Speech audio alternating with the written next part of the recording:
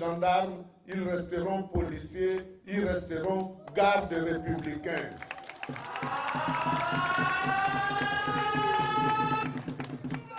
Donc ce n'est pas la peine que les policiers nous empêchent de circuler.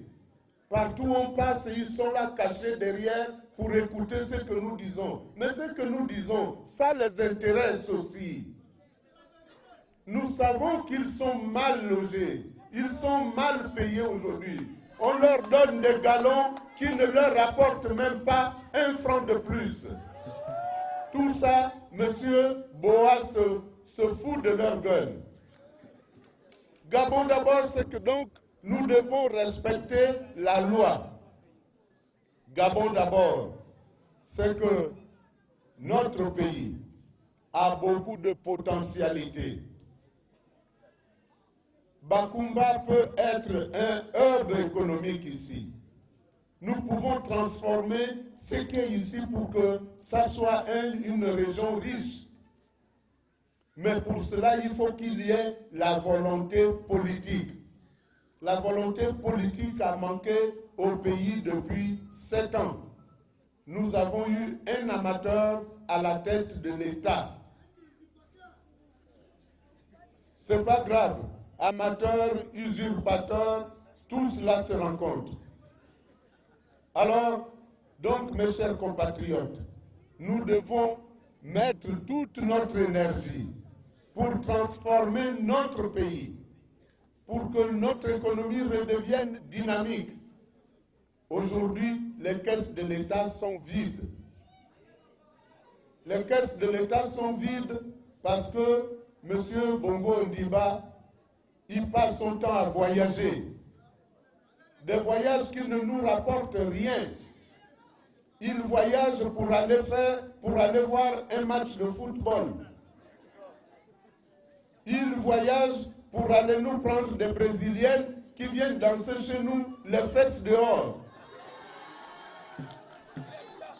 Et c'est ça la moralité que le président de la République veut inculquer aux Gabonais.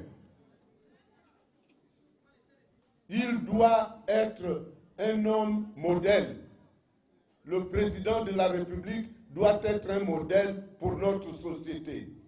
Il faut donc réhabiliter la fonction présidentielle, qu'elle retrouve sa dignité. Et Gabon d'abord est destiné à cela. Gabon d'abord, c'est pour dire que les femmes jouent un rôle important dans notre pays. C'est grâce à la femme que nous pouvons avoir une population importante. C'est elle qui nous permet d'avoir des enfants. C'est grâce à la femme que l'homme aussi évolue dans la société. Les deux doivent évoluer ensemble. Si un est éclairé et que l'autre reste dans le noir, l'évolution sera bancale. Donc, nous disons que la femme doit participer aux activités politiques du pays au même titre que les hommes. C'est pour cela que nous insisterons, avec Gabon d'abord, pour qu'il y ait une représentation d'au moins 30% des femmes dans les assemblées législatives ou bien dans les assemblées locales. Nous devons aider la femme. Ce sont les émergents qui viennent nous boycotter là. Mes chers compatriotes, je crois que je vous ai dit l'essentiel. Monsieur Rockwe, Mendo. Donc, Gabon d'abord, c'est pour dire que nous devons avoir un pays où la justice est la même pour tout le monde. Il y a trop de crimes rituels dans notre pays. Des crimes qui restent impunis. Ils restent impunis parce que le président de la République et son gouvernement ne veulent pas que les dossiers de justice aboutissent. la justice n'est pas indépendante. Il faut que les magistrats puissent travailler en toute liberté et ne puissent lire que le droit. L'intrusion du politique dans la justice n'est pas une bonne chose. Donc, notre justice doit être indépendante. Et elle doit être indépendante parce qu'elle va rassurer les investisseurs privés qui viendront mettre de l'argent dans notre économie pour que cette économie puisse nous produire beaucoup de richesses. Et c'est cette richesse que nous allons redistribuer à travers les projets routiers, à travers les projets miniers, à travers la construction des hôpitaux et des écoles. Lorsqu'une entreprise vient chez nous exploiter notre or et qu'on ne voit pas ce que nous gagnons là-dedans, c'est une affaire de petits copains entre le président de la République et ces gens-là qui exploitent notre or pour leurs besoins personnels. Ça doit d'abord rapporter aux habitants du département de l'Ekoko. C'est pour cela qu'il faut que vous fassiez comprendre le 27 août prochain, en refusant de mettre votre bulletin en faveur de M. Bongo Ndimba Ali pour le sanctionner pour sa mauvaise gestion, pour le sanctionner de n'avoir pas respecté les Gabonais, pour le sanctionner afin qu'ils comprennent que nous ne sommes pas ces sujets. Nous ne sommes pas ces sujets.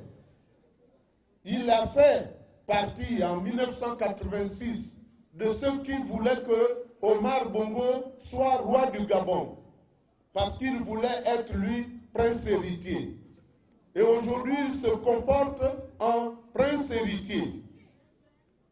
C'est pour cela que pendant que nous, on a faim, il n'y a pas d'argent pour acheter les cahiers à nos enfants, il n'y a pas d'argent pour acheter les médicaments dans nos dispensaires, mais il y a l'argent pour ses voyages.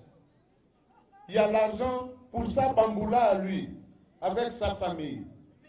Nous ne pouvons plus accepter cela. Alors, mes chers compatriotes, je voudrais que nous disions qu'au soir du 27 août, nous voudrions, il faut que nous rêvions ensemble d'un pays où demain sera mieux qu'aujourd'hui, d'un pays où il y aura la véritable égalité des chances. Cette égalité de chances part de l'école.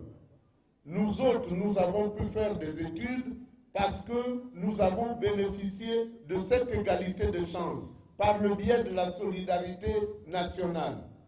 Nous étions pris en charge par l'État pendant nos études. Nous étions dans les internats. Aujourd'hui, on a supprimé tout cela. Mais en attendant, les inscriptions existent dans le budget. Et c'est Sodexo à qui on donne tout cela. Et tous ces gens-là, ils ont affaire avec les amis de M. Bongo Ndimba Ali. Alors donc, rêvons de ce pays où chacun de nous pourra avoir accès à l'éducation, à la santé, au travail, comme tout autre Gabonais.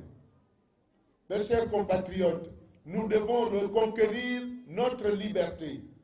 La liberté ne se négocie pas. M. Akourbessi et ses amis veulent faire de nous des esclaves. Nous n'accepterons pas d'être des esclaves. Nous sommes des citoyens à part entière. Battons-nous pour notre liberté et battons-nous pour que le 27 août, nos suffrages ne soient pas détournés. Parce qu'ils vont chercher à tricher. Ils vont chercher à utiliser la force pour passer, se faire proclamer président élu. Alors qu'aujourd'hui, que vous allez au nord, au sud, à l'est, à l'ouest, quand il vient, il est obligé de transporter les gens pour venir l'acclamer. Il sait qu'il n'a plus le soutien du peuple gabonais. Donc notre liberté, nous devons la reconquérir. Enfin, mes chers compatriotes, le changement auquel vous aspirez, ce changement n'est plus lointain. Ce changement est là. Il est là à portée de vue. Mais il est là à portée de vue pourvu que vous-même, vous le veuillez. Il faut donc que le 27, vous alliez dans vos bureaux de vote. Il ne faut pas dire on va encore faire comment. On nous a dit qu'il a déjà gagné. Mais il va gagner de quelle manière? Donc, vous devez aller voter. Et vous devez aller voter pour que Moutabena Apabon Kwang Gabel Mayoke. Mais maman, mais yédien.